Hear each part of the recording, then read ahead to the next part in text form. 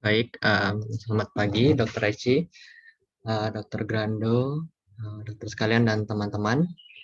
Nama saya Randy Sarayar. Pagi ini saya akan coba membawakan IBCR saya mengenai perbedaan efikasi dan keamanan dari pompa peristaltik dibandingkan dengan pompa Venturi pada vakuemulsifikasi.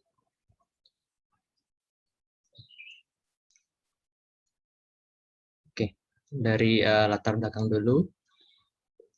Tentu ada saatnya nanti mungkin kita akan mendapatkan kesempatan untuk memilih ya, apakah akan menggunakan metode apa untuk menciptakan vakum pada proses vakuemulsifikasi.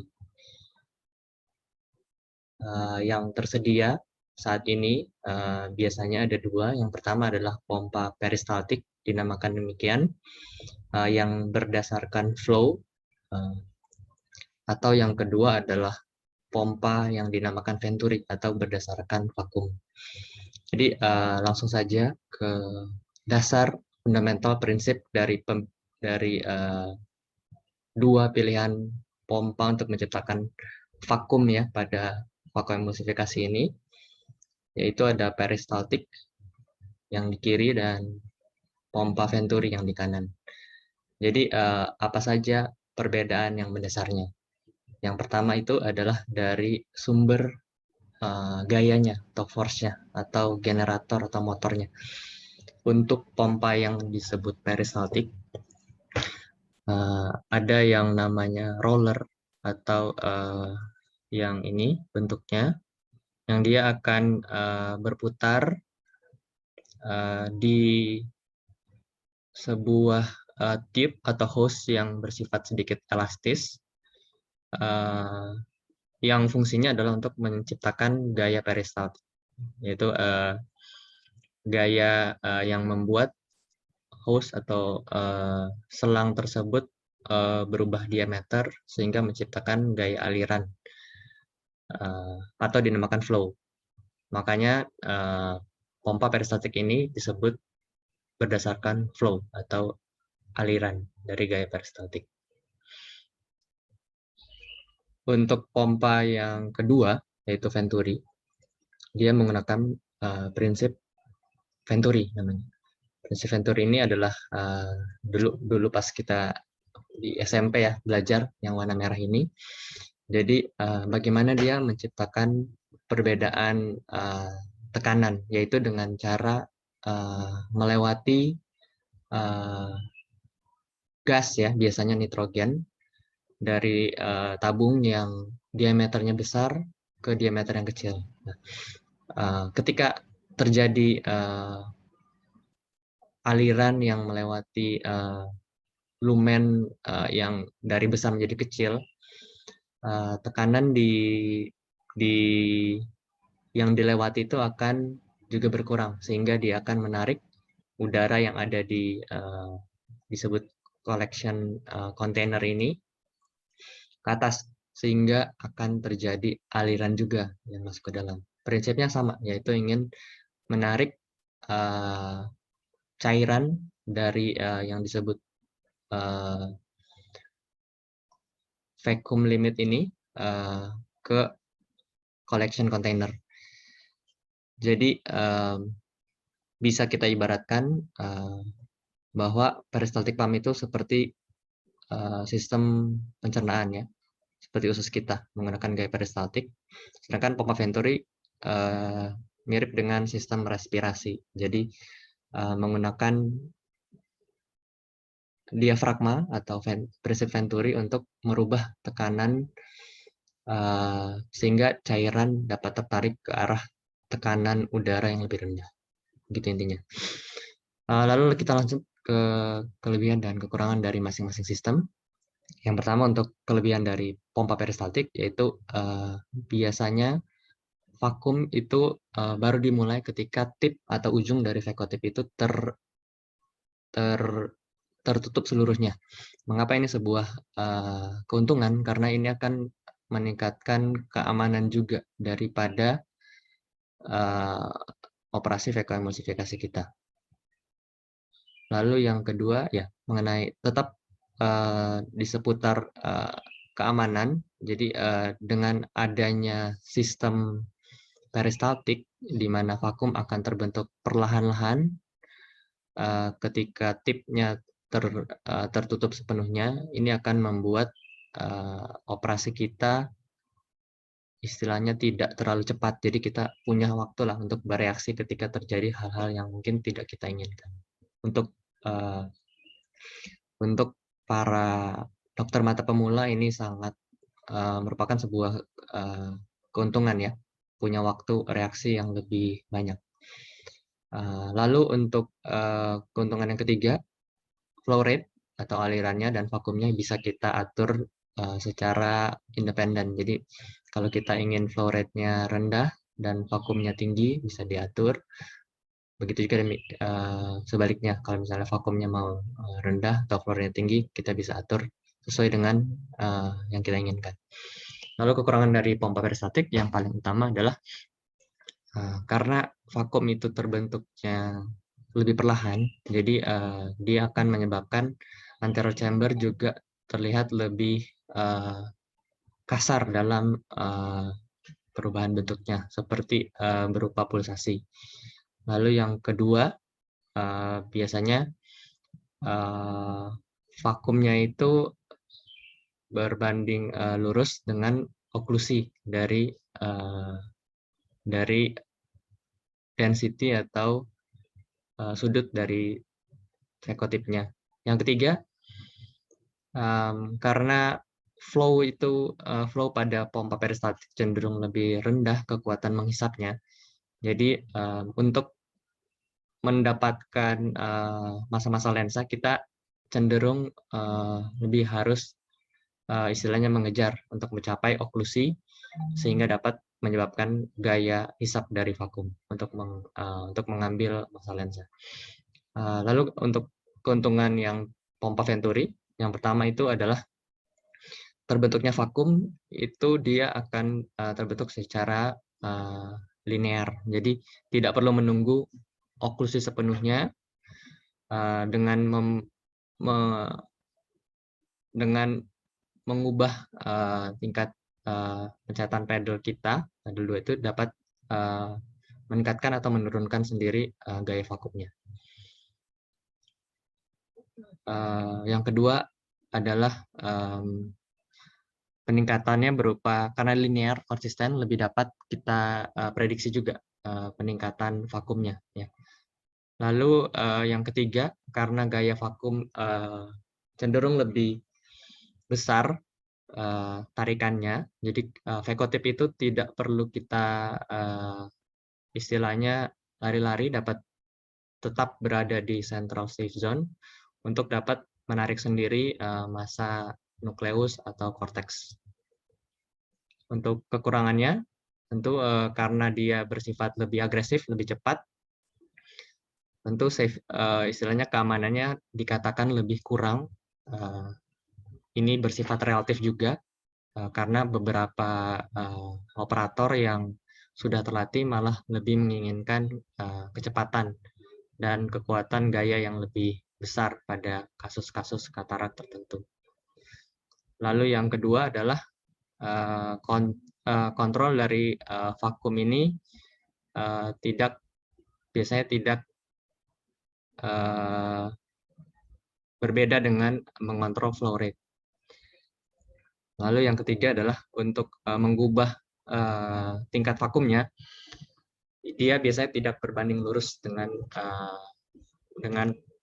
pedal kita. Kadang-kadang jika terjadi obstruksi sebagian pada lumen tip, itu dia akan mempengaruhi gayanya. Misalnya jika lumennya tertutup sebagian, tentu flow rate yang akan lewat ke dalam vekotip atau portnya tentu akan meningkat dengan gaya vakum yang sama.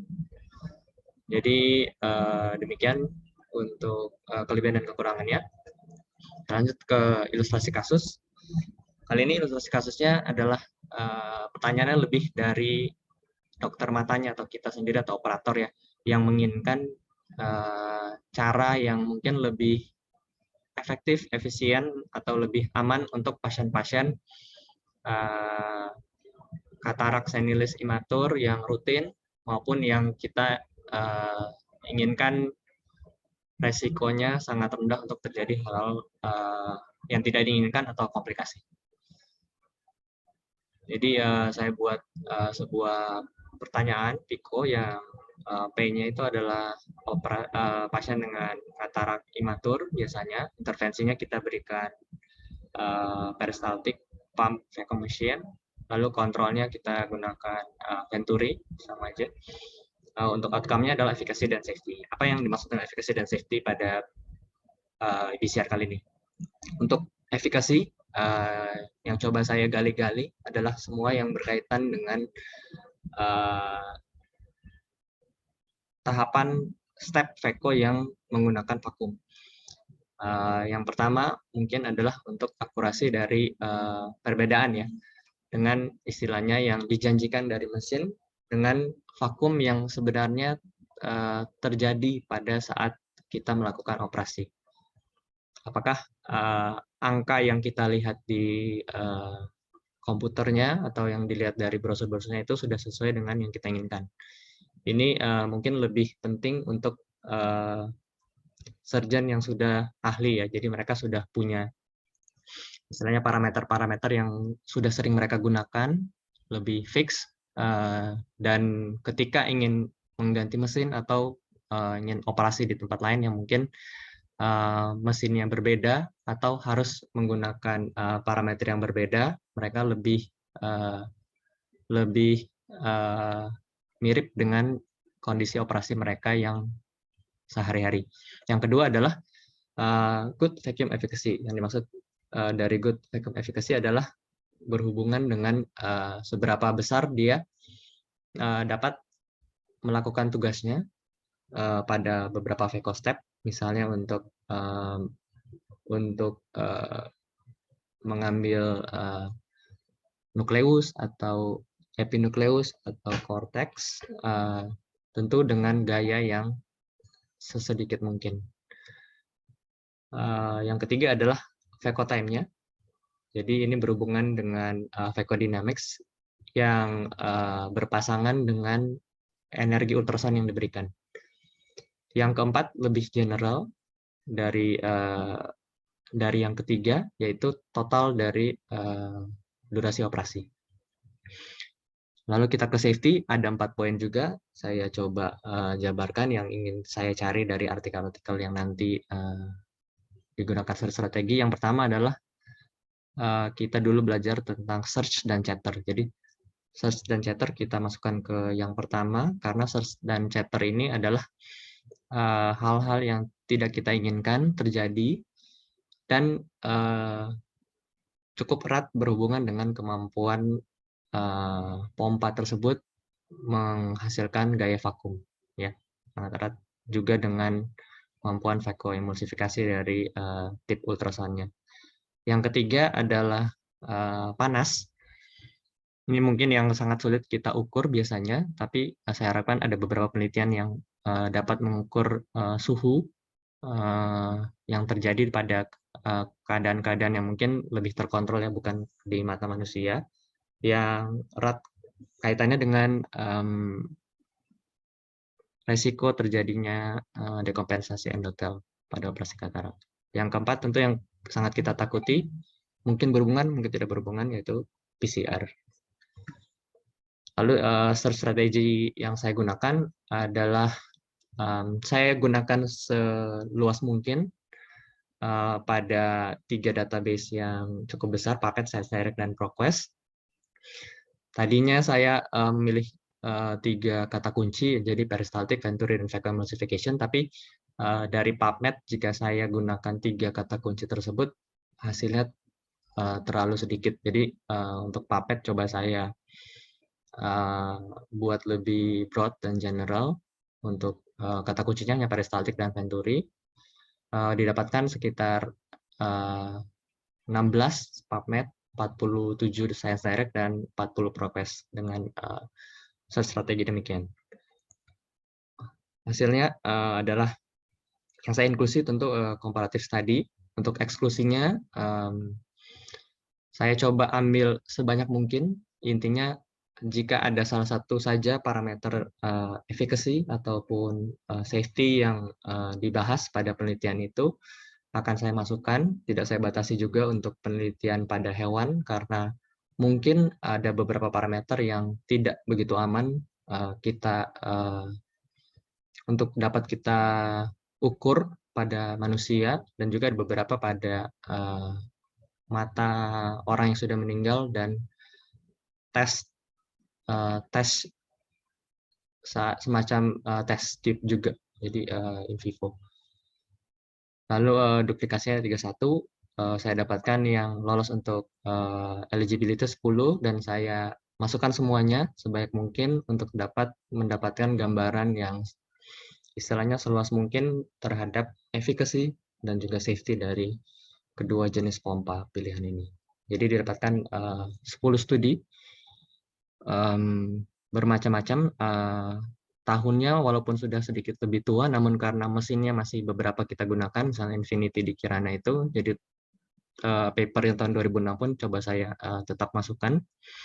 Untuk sampel yang digunakan, ada yang berupa test chamber, yaitu sepertinya semacam seperti tip yang hanya dimasukkan kepada tip Vaco atau tidak bersifat organik jenis matanya. Ada juga yang menggunakan mata hewan, ada yang menggunakan mata kadaver, ada juga yang menggunakan mata manusia. Untuk jumlah sampelnya juga sudah saya lampirkan. Lalu untuk jenis mesin-mesinnya juga dapat kita lihat. Untuk P itu maksudnya yang bersifat peristaltik, yang saya tandakan V yang bersifat venturi. Jadi semua penelitian yang bersifat comparative study dan sedikit banyak menyangkut tentang efficacy dan safety-nya, coba saya masukkan, didapatkan 10 penelitian ini. Jadi akan saya bahas satu-satu, karena tidak semua parameter tentu ada pada semua penelitian. Kadang-kadang hanya ada satu parameter yang hanya ada di satu penelitian. Jadi tetap saya masukkan untuk dapat, walaupun tidak dapat dibandingkan dengan penelitian lain, namun setidaknya dapat memberikan gambaran, karena penelitian-penelitian tentang safety and efficacy dari peristaltik dan venturi ini awalnya saya kira banyak, tapi ternyata cukup sedikit yang bersifat holistik, jadi kadang-kadang hanya sedikit-sedikit aja. Saya bahas dulu yang pertama tentang efficacy-nya dulu.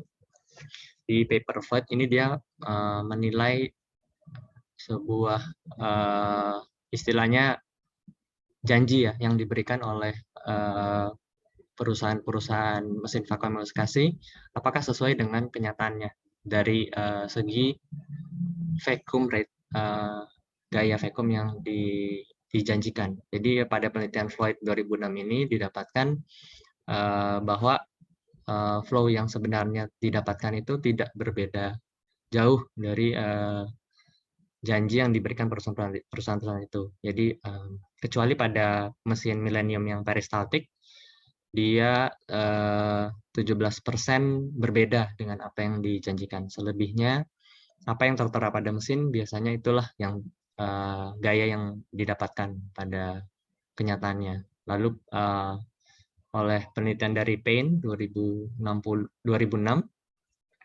didapatkan juga bahwa perbedaan yang dijanjikan dan yang sebenarnya tidak terlalu beda bermakna. Dan juga penambahan dari sebuah alat untuk meningkatkan safety, ABS side port itu adalah port untuk bypass supaya surge yang terjadi itu tidak terlalu menukik. Itu dia malah akan mengurangi gaya vakum sebesar 12,1%. Hal ini mungkin bagus untuk pemula, tapi untuk surgeon-surgeon yang menginginkan waktu yang lebih cepat, gaya vakum yang lebih efektif, ini tidak begitu bagus. Lalu untuk variasi yang kita lihat dari vacuum pressure yang nyata dan yang dijanjikan itu tidak bermakna secara klinis. Lalu paper Parihar tahun 2016 ini mengenai gaya vakum juga pada yang lebih detail lagi. Jadi gaya vakum yang dibutuhkan oleh surgeon pada tahapan-tahapan Veko yang berbeda. Misalnya pada, kita lihat tabel yang paling atas ini, pada mesin yang bersifat peristaltik, pada saat central chopping, dan kemudian segment removal, epinucleus, dan cortex removal, kita lihat kecenderungannya lebih semakin tinggi gaya vakum yang dipakai oleh surgeon-surgeon untuk melakukan operasi katarak. Ini operasi katarak di Nepal, volume operasinya besar. Lalu sama juga yang terjadi dengan dengan menggunakan pompa Venturi. Jadi seiring dengan tahapan Veko yang lebih lanjut, biasanya gaya vakumnya lebih banyak dibutuhkan. Namun jika kita bedakan antara peristaltik dan Venturi, kita lihat biasanya gaya vakum yang dibutuhkan oleh Venturi untuk menyelesaikan tahapan Veko yang sama itu biasanya lebih rendah. Jadi kita lihat pada central chopping, peristaltic system membutuhkan vakum 234, sedangkan Venturi 200.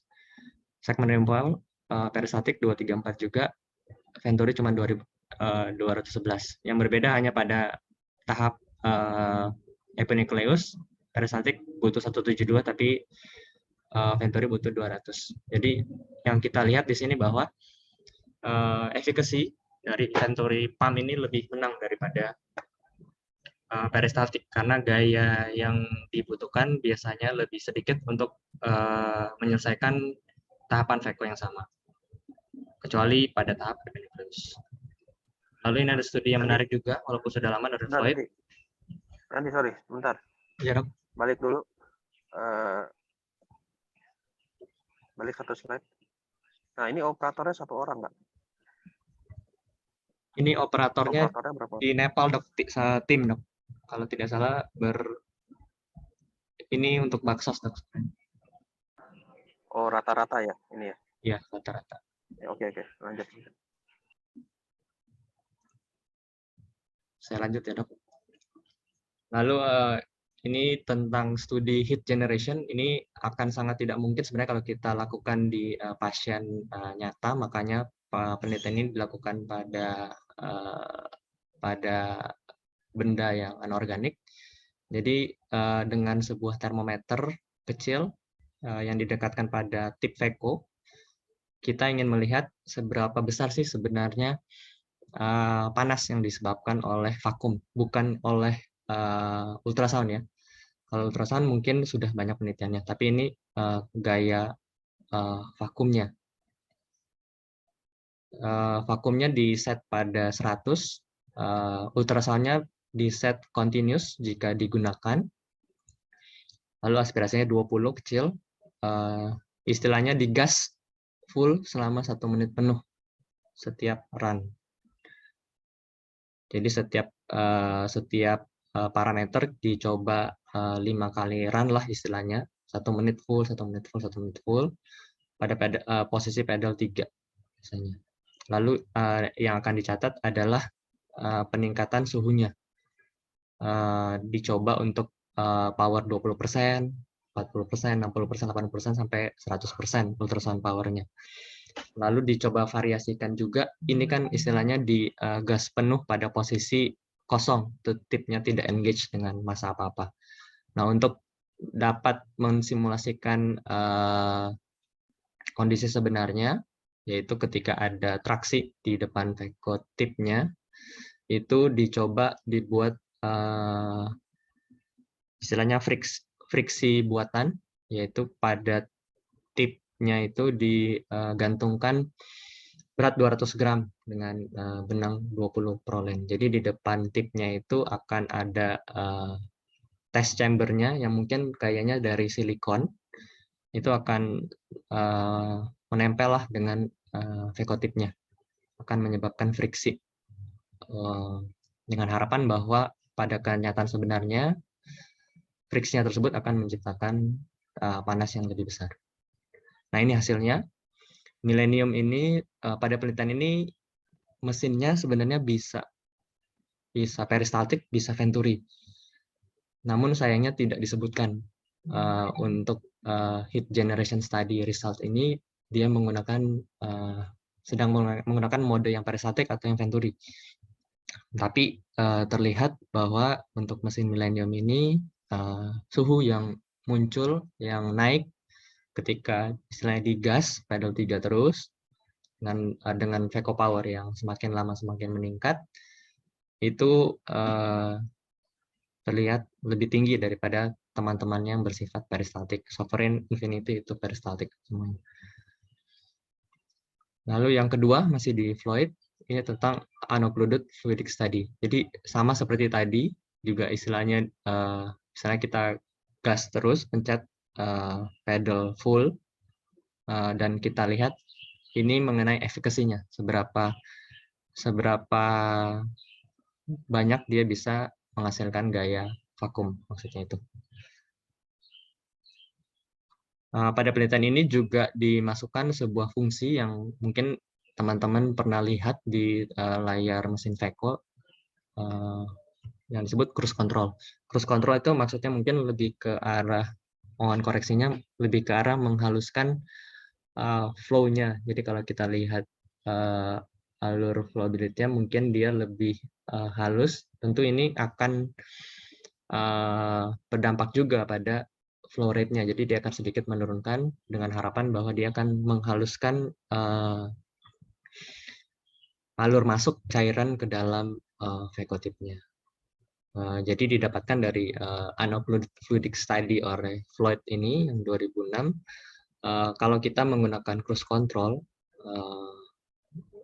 yang kita tingkatkan pada mesin-mesin yang bersifat peristaltik, itu dia akan meningkatkan gaya vakumnya lebih tinggi daripada mesin venturi yang ditingkatkan. Lalu untuk studi ini juga yang studi-studi sebelumnya yang meneliti tentang bagaimana hasil vakum yang terjadi sebenarnya dengan vakum yang dijadikan dengan mesin tidak terlalu berbeda bermakna tadi, angkanya hanya sekitar 1 digit. Tapi penelitian ini mendapatkan bahwa untuk vakumnya ternyata dari yang dijanjikan dan kenyataan sebenarnya itu variasinya cukup gede, 32%, cukup besar. Lalu yang didapatkan juga cukup menarik adalah untuk ultrasound yang rendah, kadarnya misal 20%, itu tidak akan bermakna terhadap flow-nya, karena ditakutkan gaya maju mundur mungkin dari Veco-tip ultrasound ini akan sedikit banyak mengurangi flow cairan yang masuk ke dalam sleeve-nya. Lalu ini didapatkan untuk actual flow-nya pada mesin Millennium yang sama yang tadi bisa peristaltik sekaligus venturi, itu actual flow-nya dari mesin peristaltik memang didapatkan cukup banyak lebih rendah daripada mesin venturi ya. Karena memang pada dasarnya dia mesin venturi ini dikatakan memang lebih kuat lah istilahnya untuk menciptakan vakum atau menarik. Oke, yang ini yang infinity biasa dengan infinity dengan ultrasound yang 20% dilihat tidak ada perbedaan yang bermakna. Itu tadi maksudnya ya. Kalau misalnya ultrasoundnya rendah tidak akan mempengaruhi flow rate yang masuk ke dalam. Untuk angka yang lebih tinggi kebetulan belum diuji, tapi kemungkinan ada dampaknya sedikit. Dengan cruise control, actual flow-nya terlihat sovereign tanpa cruise control, dengan yang menggunakan cruise control dapatkan flow rate-nya cukup berkurang. Ini cukup signifikan ya. Ini untuk meningkatkan safety biasanya. Lalu pada paper Gilbert ini untuk efek samping yang kita takuti yaitu PCR, didapatkan bahwa dengan menggunakan pompa peristaltik maupun venturi tidak ada perbedaan yang bermakna untuk meningkatkan resiko PCR. Jadi sama-sama tidak meningkatkan resiko, karena yang didapatkan pada penelitian ini ini penelitiannya menggunakan bukan menggunakan hewan ya, kayak ini di kadaver, jadi dicoba berkali-kali, istilahnya di kapsulnya dicium dengan ujung tip pedal 2 ya, yang masih aspirasi, itu dicoba terus, itu ternyata menggunakan pompa peristaltik maupun venturi. Mungkin ini hipotesisnya venturi tarikannya lebih besar sehingga mungkin menyebabkan PCR yang lebih tinggi. Ternyata tidak, pada penelitian ini tidak ditemukan demikian. Sama saja resiko PCR-nya untuk venturi dan peristaltik yang lebih bahkan sudah dicoba dengan angle of attack yang berbeda ya, dengan bevel yang up walaupun dan bevel yang down tetap sama aja. Jadi berkali-kali istilahnya dicoba dicium sampai 200 sampai 400 kali tetap sama. Tidak ada yang lebih berbahaya atau lebih menyebabkan PCR. Yang lebih menyebabkan PCR itu adalah pedal 3-nya. Jadi bukan oklusinya, tapi lebih ke arah ketika sudah terinjak pedal 3-nya. Lalu ini saya buatkan sebuah tabel yang saya coba merangkum parameter-parameter efficacy dan safety dari 10 studi ini sebisa mungkin. Yang mana yang kira-kira favor atau berpihak pada peristaltik pump lebih bagus, saya warnain merah. Yang hasil-hasilnya memihak pada venturi pump lebih efisien atau lebih safe, saya warnain warna hijau. Jadi contohnya pada nomor 1 ya. Jadi dia sesuai janji atau tidak, ini sebenarnya oleh penelitian Georgescu ini yang dibilang lebih tepat janji, maksudnya kalau dia bilang vacuum power-nya 100, ya hasilnya 100, itu sebenarnya lebih mendekati yang pompa bersifat peristaltik. Dia lebih akurat, sesuai dengan janji dari perusahaannya atau mesin. Lalu kita lihat poin nomor 2, ya, kolom yang ini, untuk efikasinya, untuk good vacuum efficacy. Jadi maksudnya dia pada tahap-tahap tertentu dia hanya membutuhkan power yang lebih sedikit untuk dapat menyelesaikan step by step-nya, yang didapatkan lebih favorable, yaitu yang bersifat venturi. Bagaimana dengan Veco time-nya? Nah, Veco time-nya kita lihat kolom 3 ini sama saja. Jadi dua-duanya itu tidak mempengaruhi Veco time-nya. Yang akan lebih mempengaruhi adalah total durasi dari operasinya. Jadi didapatkan untuk total durasi operasi, mesin venturi durasi operasinya lebih cepat selesai. Itu maksudnya lebih ke arah lebih efisien. Gitu. Untuk yang safety, kita lihat nomor 5, yaitu surge ya. Kita takut terjadi surge atau instabilitas pada COA-nya. Jadi penelitian Georgescu 2007 mengatakan peristaltik lebih aman. Namun maaf ini lupa diwarnain. Georgescu 1 tahun kemudian mencoba penelitian yang serupa juga, tapi didapatkan bahwa mesin venturi yang sebenarnya lebih menyebabkan surge yang lebih sedikit frekuensinya. Lalu ditunjang juga dengan penelitian oleh Kara Guzel. Venturi lebih sedikit kejadian surge-nya. Untuk chatter, kebetulan cuma ada satu penelitian, Kahun 2015. Chatter lebih sedikit pada mesin yang berbasis venturi. Yang ketujuh, panas. Panas lebih aman atau lebih kurang meningkatkan suhunya untuk kesehatan endotel, itu lebih pada mesin peristaltik. Untuk PCR tadi sudah dijelaskan sama saja. Jadi kalau kita lihat secara keseluruhan lebih banyak yang hijau, ya. Tapi ini bukan berarti peristaltik kurang atau venturi lebih bagus ya. Karena untuk bobot-bobotnya juga saya belum bisa istilahnya weighted. Dari secara jumlah absolut memang venturi lebih unggul dari efficacy dan safety-nya. Untuk diskusinya, yang coba saya pikirkan adalah yang pertama, angka-angka yang kita dapatkan tadi, yang secara statistik signifikan, bermanfaat, lebih mengarah kepada Venturi. Tapi pada kenyataannya, ketika kita menggunakan mesin Venturi, belum tentu seperti demikian, karena terpengaruh berbagai faktor ya, dari segi keahlian, manpower-nya, parameter-parameter Veco-nya, atau bahkan mesin yang bersifat Venturi ini tidak tersedia di Indonesia. Dikiranya mungkin tidak ada ya dok ya, belum ada. Lalu yang kedua, sebenarnya agak sulit untuk kita dapat mencari sebuah penelitian yang dapat kita bandingkan parameter yang efficacy dan safety itu banyak. Kebanyakan mereka hanya melihat salah satu aja. Jadi dan juga parameternya ketika saya mau coba masukkan ke dalam tabel untuk dapat melihat lebih bagus lagi overview-nya, ternyata parameternya itu terlalu berbeda-beda. Dan walaupun parameternya sama, ketika parameternya angkanya sama, itu artinya juga dapat berbeda pada mesin-mesin yang berbeda. Yang keempat, angka yang kita dapatkan yang menunjukkan bahwa salah satu pompa itu lebih aman misalnya, itu tidak berarti aman. Dalam artian, safety profile yang tinggi itu sebenarnya tidak boleh membuat kita istilahnya takabur atau berasa jadi tidak perlu berhati-hati.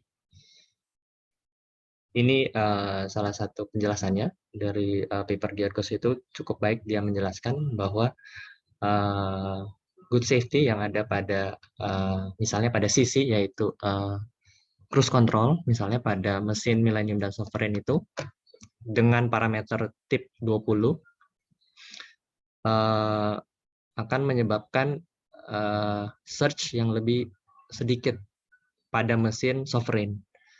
Tapi pada mesin Millennium itu cruise control itu tidak terlalu bermakna untuk mengurangi surge. Kalau Sovereign dia bisa mengurangi 110 mikron, ini adalah unit itu ya, instabilitas dari COA-nya, perubahannya. 110 berarti besar, surge-nya besar. Dengan CC apa? CC apa? Ya dok? CC apa? CC? Cruise control dok. Oke.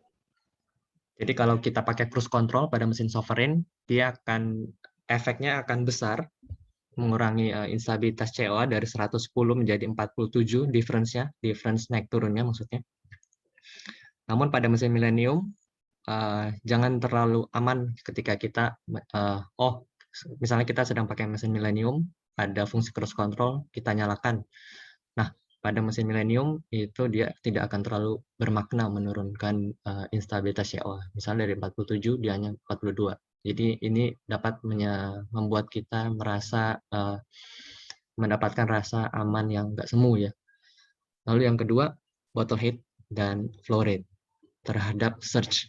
Pada mesin Infinity dan Legacy, kalau kita meningkatkan bottle head BH ke 75 menjadi 125, surge-nya akan secara signifikan menurun. Ya. Misalnya pada mesin Infinity bisa sekitar 75%, 153 jadi 97 mikron. Legacy bahkan bisa menjadi sepertiganya. Oke. Lalu saya lanjutkan ke yang ketiga. Jadi ini beda diameter tip dari Veco-nya. Ini kalau kita mengganti tip Veco yang 19, yang besar menjadi yang 20, berarti yang lebih kecil ya. Pada mesin Sovereign dan Infinity sudah ada penelitiannya. ABS yang dipasang ABS untuk Infinity, ABS ini adalah sleeve yang bypass tadi, yang bypass untuk mencegah terjadinya bypass tip, itu untuk mencegah terjadinya surge. Parameternya sama, kecuali vakum Infinity-nya itu tidak menggunakan ABS. Itu ketika tip 19 digunakan, yaitu tip yang lebih besar daripada tip 20, search-nya itu akan sangat jauh meningkat. Pada mesin Infinity bisa 3 kali perbedaan search-nya. Lalu pada mesin Sovereign bisa 2 kali perbedaan search-nya. Jadi ini harus hati-hati, perbedaan ukuran tip yang hanya 1 angka saja bisa menyebabkan 3 kali perbedaan search pada mesin Infinity dan Sovereign. Lalu ini yang tadi saya sebutkan yang merupakan fundamental dari perbedaan fundamental dari mesin peristaltik dan vakum adalah dikatakan bahwa gaya vakum itu baru dapat terbentuk ketika tip pada pompa peristaltik sudah istilahnya sudah tertutup sepenuhnya. Namun pada kenyataannya ada paper yang Jarzko menyebutkan bahwa kondisi ini sebenarnya hanya berlaku kalau misalnya kita bermain pada flow rate yang rendah atau 14 ml per menit dengan bottle height 70. Ketika kita bermain pada flow rate yang lebih tinggi atau bottle height yang lebih rendah, tanpa teroklusi pun itu sudah dapat terbentuk vakum. Jadi kalau kita bermainnya dekat-dekat di iris atau di dekat kapsul, itu tetap akan tervakum juga jaringan-jaringannya, walaupun kita menggunakan mesin yang istilahnya lebih safe. Yang ketiga, kita tidak boleh istilahnya mencobai limit-limitnya. Tidak boleh istilahnya push, menekan batas kesabaran dari misalnya dari mesinnya. Jadi misalnya kita sudah berada pada batas search-nya pada mesinnya, dengan misalnya dengan misalnya dengan mesin Sovereign dengan cruise control yang menyebabkan CO-nya lebih stabil atau cuma naik turun sekitar 4 mikron. Namun ketika kita bermain pada parameter vakum yang tinggi, misalnya 430, benefit atau safety barrier yang kita dapatkan dari cruise control itu akan menjadi sia-sia karena search yang akan berkurang itu tetap akan kalah dengan ketika kita salah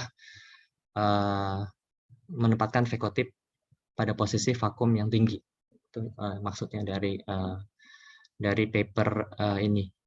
Jadi jangan berasa terlalu aman istilahnya.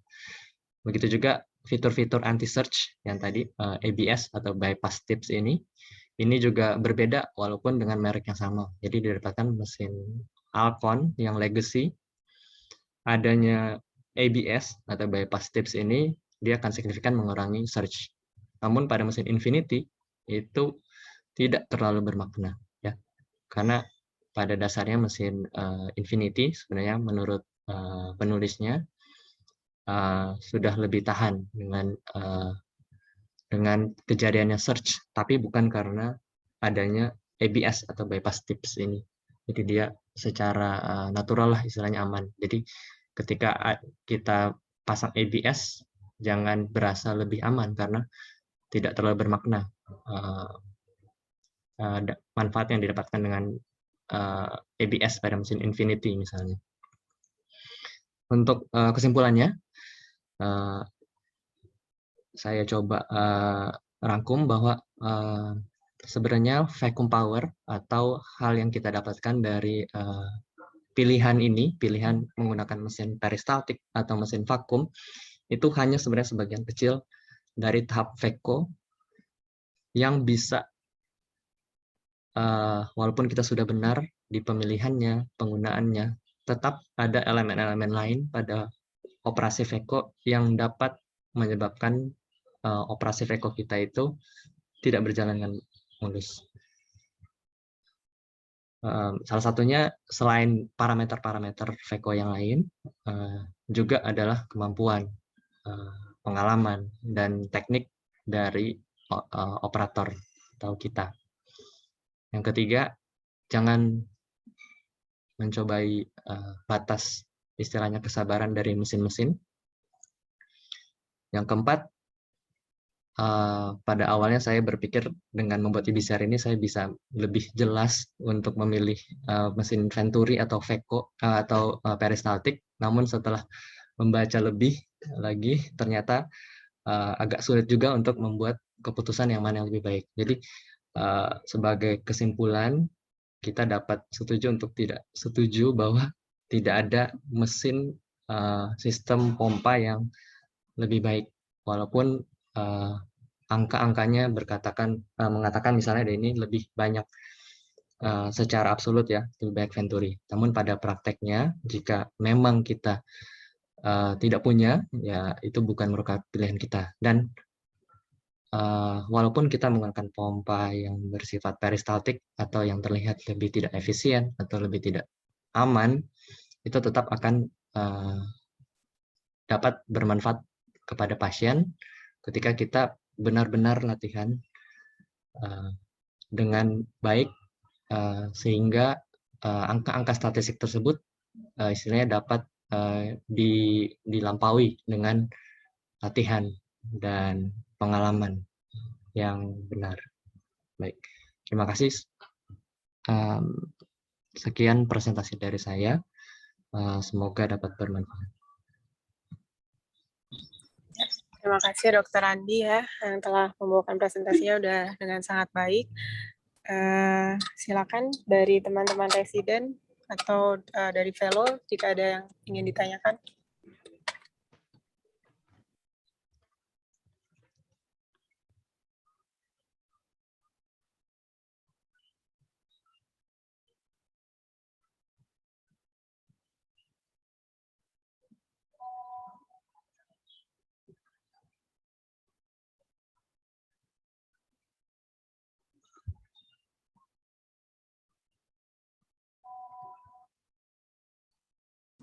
Ya, silakan dari yang tahap 3 dulu mungkin.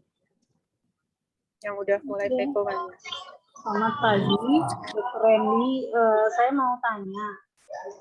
Tadi saya sempat keputus sih, jadi nggak tahu ini tadi disebut nggak ya di presentasinya. Dari studi-studi itu mereka financial disclosure-nya gimana ya? Apakah netral atau ada yang disupport oleh salah satu sponsor gitu? Terima kasih. Ya, oke baik. Terima kasih Dokter Dita. Sejujurnya saya terlalu fokus untuk mencari perbedaan safety dan efficacy sehingga yang bagian financial disclosure saya nggak sempat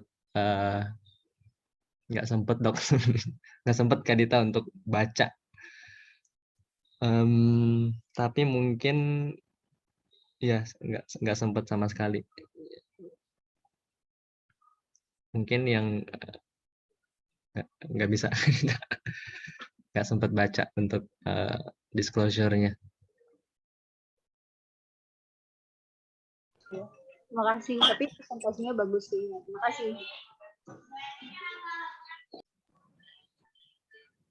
Ya, mungkin salah satu ini penting ya, poin penting memperhatikan financial disclosure-nya. Cuma kan biasanya bisa kita nilai juga dari metode cara dia memaparkan metode penelitiannya ya untuk menilai si sponsor ini sangat berpengaruh atau tidak juga. Oke, silakan yang lain.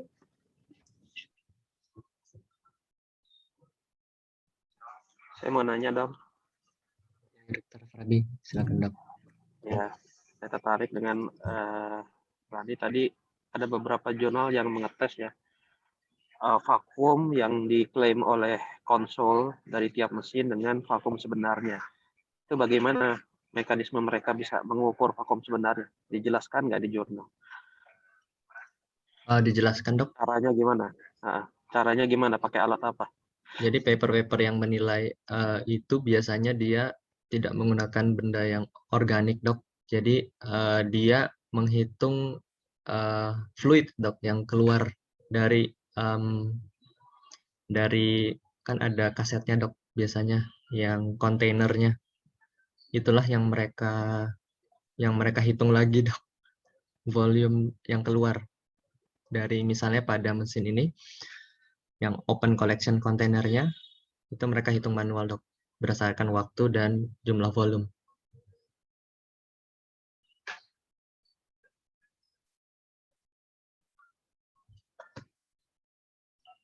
Gitu dok. Jadi ml per menitnya mereka hitung dari waktu pompanya muter atau venturi pump-nya jalan dengan liquid yang terkumpul di open collection container secara aktual. Oh, lalu dipakai rumus dihitung gitu ya, dikonversi ke arah vakum per detik ya, Iya, jumlah cairan. cc per menit ya dok kayaknya. Dia ngegas Oke. 1 menit, terus di run 3 kali gitu diambil rata-ratanya. Biasanya 3-5 kali per parameter supaya dapat rata-ratanya.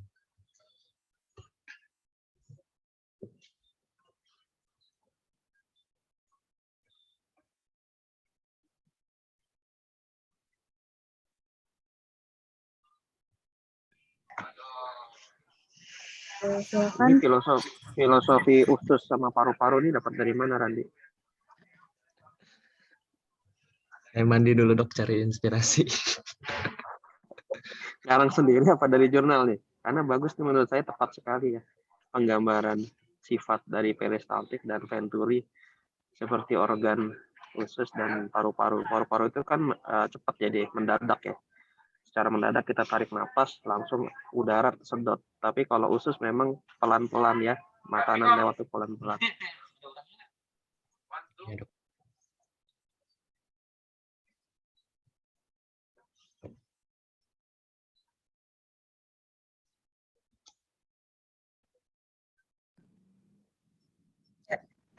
Dari residen atau dari fellow ada pertanyaan? Ini udah dibawakan dengan sangat baik materinya. Selamat pagi, Dr. Jessica. Selamat pagi, Dr. Farabi dan Dr. Siska. Saya mau nanya ke Randy. Selamat pagi juga teman-teman. Saya mau tanya ke Randy, memang tadi tidak disebutkan ya tentang mekanisme reflux ya. Tapi saya mau tanya kira-kira ada perbedaan nggak venturi dengan peristaltik atau ada mekanisme sendiri untuk reflux? Terima kasih. Baik, terima kasih Dokter Grando. Saya lupa dok sebenarnya yang benarnya seperti apa. Tapi kalau tidak salah biasanya ada valve dok di sini untuk membalikan arah alirannya.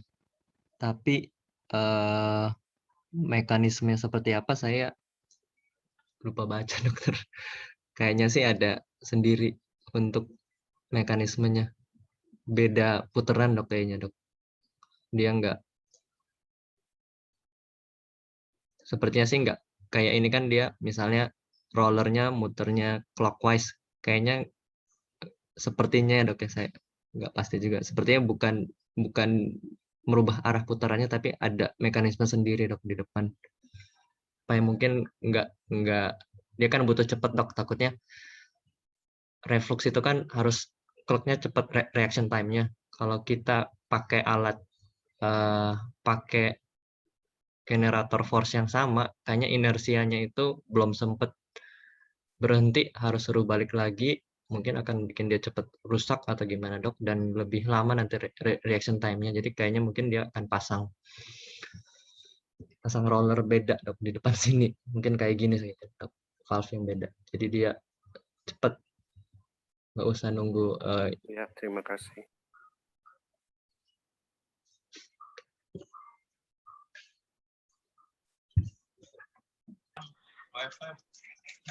Ya kalau di ini di Kirana kita ada nih yang pakai venturi.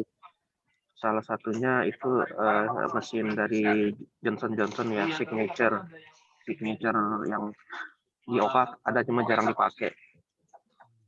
Kalau ini lagi demo Shopee yang di Oka itu bisa dua Dia bisa dual pump, bisa peristatik, bisa venturi. Nanti kalau mau coba bisa bandingkan peristaltik sama venturi kayak apa sih, itu bisa di mesin itu.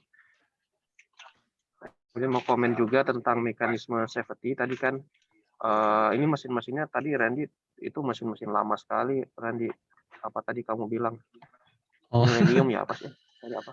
iya Udah dok. nggak ada itu sekarang. Sovereign masih ada ya, Sovereign Compact. Millennium udah nggak ada Randy. Itu udah Lama-lama mesin ini. jadul sekali. Mesin jadul sekali. Kalau sekarang sih tingkat keamanan atau safety-nya udah lebih baik ya. Safety itu kan di samping juga berkaitan dengan daya sedot mesin, juga ada fitur-fitur lain dan sensor-sensor lain di mesinnya. Jadi memang makin canggih mesin, makin baru tahunnya, makin muda tahunnya, itu pasti makin aman karena fitur safety-nya pasti sudah di-upgrade, sudah diperbaiki semua. Tapi coba lihat tabel kesimpulan tadi yang ada kotak-kotak warna. Yang ini dokter. Nah, iya ini. Ya, dari sini sih kita bisa tarik kesimpulan kasar ya, bahwa dari efficacy menang venturi, dari safety menang peristaltik, begitu ya kira-kira ya. Iya dok. Karena peristaltik itu kan lebih aman, lebih terkontrol. Tadi salah satu parameter ya, atau istilah yang tidak ada pada venturi tapi ada di peristaltik adalah rise time. Rise time itu adalah waktu yang diperlukan untuk terbentuk vakum maksimal saat terjadi oklusi. Saat terjadi oklusi maksimal. Jadi kalau peristaltik itu ada rise time-nya. Dari dia oklusi, dia vakum akan terbentuk perlahan-lahan sampai terbentuk maksimal. Akan tetapi venturi itu dari belum oklusi juga sudah bisa sampai langsung maksimal sesuai dengan preset mesin. Jadi cepat sekali, nggak perlu rise time. Nah, rise time ini bisa menjadi suatu halangan atau bisa menjadi suatu keuntungan, tergantung surgeonnya. Surgeonnya mau cepat atau mau butuh waktu untuk berpikir. Kalau butuh waktu untuk berpikir, ya dia rise time ini menjadi suatu keunggulan. Tapi kalau dia mau cepat, ya rise time ini menjadi suatu kekurangan. Ya, jadi tadi dikaitkan juga dengan style dari operator dan keahlian dari operator. Biasanya operator yang sudah advance, butuh cepat, dia lebih senang pakai venturi. Ya. Kemudian ada slide lagi yang naik lagi ke atas. Sebelum ini. Lagi tadi yang kalau venturi berapa, kalau peristaltik 200, kalau venturi 220 tadi apa? Vakum yang dibutuhkan untuk chop, untuk grooving. Oh, ya dok. Ini dok. Nah, ini dari tabel ini kita tahu ya bahwa walaupun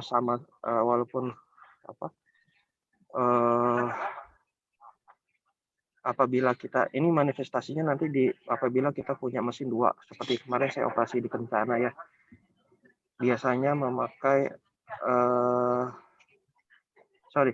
kalau biasanya kita memakai venturi ya, kemudian kita memakai peristaltik, yaitu segala parameternya mungkin harus kita naikkan. Begitu sebaliknya, kalau kita biasa pakai mesin peristaltik, kemudian kita di suatu tempat kita pakai mesin venturi, mungkin parameternya perlu diturunkan. Ya. Berapa? Kalau dari angka ini kita bisa lihat sekitar 10-20%. Jadi kita bisa tarik angka kasar, misalkan kita pakai vakum 300 pada mesin peristaltik, kita mau ganti venturi, ya kita bisa cari 270 vakumnya untuk setiap tahapan, kurang lebih rata-rata seperti itu. Jadi memang venturi itu bisa lebih lebih efektif ya, dengan vakum yang lebih kecil dari peristaltik, dia bisa menghasilkan output atau outcome pada tiap step operasi yang sama. Mungkin itu kesimpulan yang bisa kita tarik dari tabel ini ya. Angkanya mungkin sekitar 10-20% ya, venturi itu lebih efektif. Atau kalau kita main di parameternya kalau venturi harus diturunkan sekitar 20%. Itu mungkin dari saya, Dr. Eci. Terima kasih Dr. Parabi. Mungkin saya mau nanya juga ke Randi, dari yang Randi baca dari berbagai referensi, ada nggak yang menghubungkan misalnya dengan teknik tertentu, misalnya untuk stop and chop itu lebih masuk ke mesin yang mana, atau misalnya yang vertikal ya secara umum, atau dia sama aja? Kebetulan belum baca dok. Untuk yang itu belum sempat dok. Ya, biasanya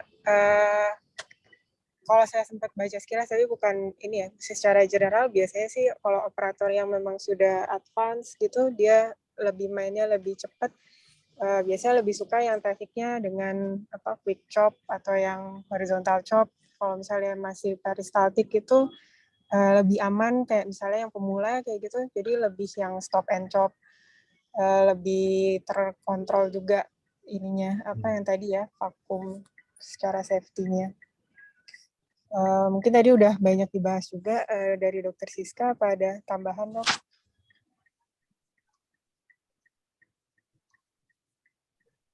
Ya, ini bagus sekali ya Dokter Randi. Jarang sekali kita, apalagi PPDS, membahas mengenai mesin Vego. Memang ini mesinnya mesin lama ya, tapi memang kita mau belajar mengenai pump system, bagusnya memang di mesin lama, karena memang yang masih pure ngandelin pump itu memang mesin lama. Mesin-mesin baru tuh udah banyak advancement-nya, nggak cuma mengandalkan pumping system aja gitu. Tentu aja kita udah nggak ada lagi mesin-mesin ini. Rasanya sih di rumah sakit lain juga udah nggak ada lagi. Millennium mungkin masih ada yang pakai. Venturi memang lebih bisa diandalkan untuk misalnya kasus-kasus katarak yang keras gitu, karena memang rise time-nya yang cepat menyebabkan efektivitasnya itu juga jadi lebih bagus untuk menghancurkan massa lensa yang lebih keras gitu. Namun itu juga dibayar dengan safety-nya juga lebih tipis gitu ya. Jadi harus cepat reaksinya gitu, nggak bisa lemot gitu kita antara kaki, tangan, dan penglihatan kita. Nah, yang kita punya itu signature, tadi Dokter Farabi juga sudah sebutkan, signature itu dual pump system gitu, keren ya. Jadi dia punya Venturi dan peristaltik yang bisa diubah kapan-kapan kita mau, sepanjang satu operasi gitu. Jadi nggak harus dipilih dari awal. Dari pertama maunya peristaltik aja, terus nanti nggak boleh ganti, nggak harus seperti itu gitu. Tapi itu sekali lagi, orang-orang yang udah terbiasa dengan peristaltik itu biasanya enggan untuk main Venturi dan juga sebaliknya. Dan terus mengenai signature ini, kenapa kita nggak pakai lagi? Kalau nggak salah itu terakhir pedalnya error, padahal justru pengaturan dual system itu ada di pedalnya. Gitu. Mungkin itu kali yang bisa saya tambahkan. Yang detail mengenai Venturi dan peristaltik tadi Dokter Andi sudah banyak sekali menjelaskan. Terima kasih. Terus jadi Rusli itu siapa ya, Rusli? Rusli dok maksudnya dok. Oke. Rusli cabang ini ya, cabang Jawa Tengah atau mana ya? Cabang Kirana. Oke, terima kasih. Terima kasih Dokter Siska. Saya rasa sudah saya tutup diskusi pada pagi hari ini ya. Terima kasih Dokter Andi sudah membawakan materinya. Terima kasih Dokter Siska dan Dokter Farabi. Assalamualaikum warahmatullahi wabarakatuh. Waalaikumsalam. Terima kasih dokter. Terima kasih teman-teman. Waalaikumsalam warahmatullahi wabarakatuh.